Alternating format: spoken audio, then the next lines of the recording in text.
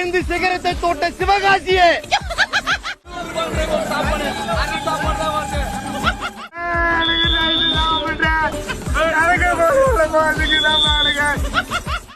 சொல்லி எடுத்த கிண்ணியே.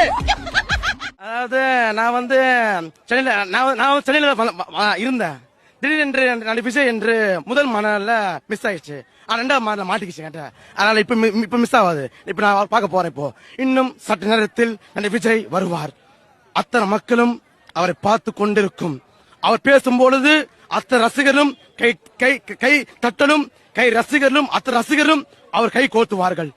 இதனவே விரும்புகிறேன்.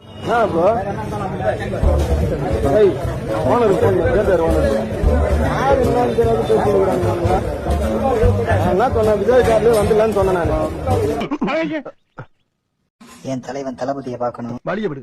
எந்த குளமா இருந்தாலும் சரி, காலேஜ் விட்டு வெளியே வந்த பிறகு பாத்து